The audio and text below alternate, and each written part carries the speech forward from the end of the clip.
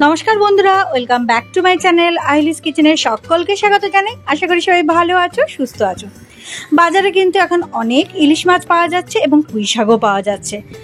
আর আমার এই রেসিপিটা ইলিশ মাছের মাথা দিয়ে পুঁই চচ্চড়ি দারুণ লাগে। আজকে তোমাদের সাথে শেয়ার করব ইলিশ মাছের মাথা দিয়ে পুঁই চচ্চড়ি। এটা কিন্তু রুই কাতলার মাথা দিয়েও হয়, আজকে শেয়ার করছি ইলিশ মাছের মাথা দিয়ে। এই রান্নাটা কিন্তু আমার মা করেছে, আমি শুধু ভয়েস ওভার দিয়েছি। তাহলে চলো প্রসেসটা শুরু করা যাক।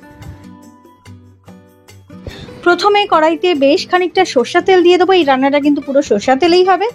আমি ইলিশ মাছের মাথা দুটোকে ভালো করে নুন হলুদ মাখিয়ে রেখে দিয়েছিলাম।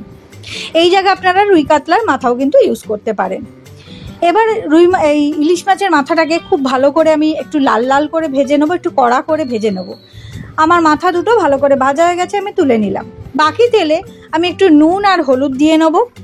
এরপরে ভালো করে কেটে রাখা আলু, ঝিঙে আর বেগুন আমি দিয়ে দেবো। এই সবজিগুলো কিন্তু একসাথেই ভাজতে থাকবো। নুন হলুদ কিন্তু এখন অ্যাড করবো না, কারণ সবজি থেকে অনেক জল বেরোবে, কমে যাবে। এবার ধুয়ে রাখা কুমড়োটাকে দিয়ে দিলাম। বেশ খানিকটা চেরা কাঁচা লঙ্কা দিয়ে দেবো, ঝাল অনুযায়ী আপনারা কিন্তু দেবেন। এরপরে গ্রেট করে রাখা আদা কুচি আর রোস্টেড জিরে পাউডার দিয়ে দেবো। খুব ভালো করে কিন্তু তরকারিটা কষিয়ে নেব।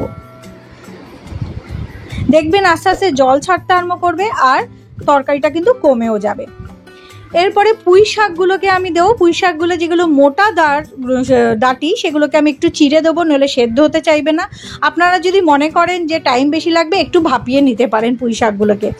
পুঁই শাক দিয়েও কিন্তু আমি খুব ভালো করে এটাকে মিশিয়ে নেব। আর পুঁই শাক দেওয়ার পর আমি কিন্তু ঢেকে ঢেকে রান্না করব। আমি কিন্তু কোনো জল ইউজ করিনি। এই শাক থেকে, সবজি থেকে যে জলটা বেরোবে সেটা দিয়েই কিন্তু এই রান্নাটা পুরো হয়ে যাবে। এক ফোঁটাও কিন্তু জল দিইনি। ভালো করে নাড়িয়ে দেবো আর লো ফ্লেম করে ঢেকে ঢেকে রান্না করব। এই সময় যদি আপনাদের মনে হয় নুন আর হলুদটা কম হয়েছে, আপনারা একটু নুন হলুদ দিয়ে দিতে পারেন। এবার ভাজা ইলিশ মাছের মাথাটাও দিয়ে দেবো, কারণ সেটাও এই তরকারির সাথে ভালো করে মিশবে, তাই আগেই দিয়ে দিলাম। এবং খুব ভালো করে কিন্তু মেশাবো। আজকের ভিডিওটা কেমন লাগলো অবশ্যই কিন্তু একটু লাইক করে জানিও। তোমাদের লাইক অনেকটা ইন্সপায়ার করে। আর যদি ভালো লাগে বন্ধু বান্ধবের সাথে বেশি বেশি করে শেয়ার করে দিও।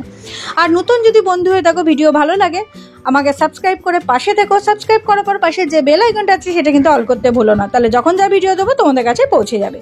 আর অবশ্যই কিন্তু একটা কমেন্ট করে জানিও তোমাদের কার কার এই ইলিশ মাছের মাথা দিয়ে পুঁই চচ্চড়ি ভালো লাগে। অবশ্যই কিন্তু আমাকে কমেন্ট করে জানিও। আমার দেখো রান্নাটা কিন্তু একদম শেষে কতটুকু তরকারি হয়ে গেছে, এক কড়াই কিন্তু তরকারি ছিল। আর ইলিশ মাছগুলোও কিন্তু এর সাথে মিশে গেছে, সব সেদ্ধ হয়ে গেছে। আমি সামান্য একটু এর মধ্যে চিনি দেবো, আপনারা চাইলে চিনিটা স্কিপ করতে পারেন। দেওয়ার পর আমার ঝোলটা পুরো শুকিয়ে যাওয়ার পর এটা আমি নামিয়ে দেবো। আমার রান্নাটা কিন্তু একদম রেডি হয়ে গেছে, রেডি টু সার্ভ। জাস্ট গরম গরম ভাতের সাথে সার্ভ করে দিলেই হলো। তোমরা আমাকে ফেসবুক এবং ইনস্টাগ্রামেও কিন্তু ফলো করতে পারো। তাহলে আমি এবার এটাকে সার্ভ করে দিচ্ছি। আজকের মতো ভিডিওটা এইখানেই, দেখা হচ্ছে নেক্সট ভিডিওতে। ততক্ষণ তোমরা ভালো থেকো, সুস্থ থেকো, সাবধানে থেকো। ধন্যবাদ।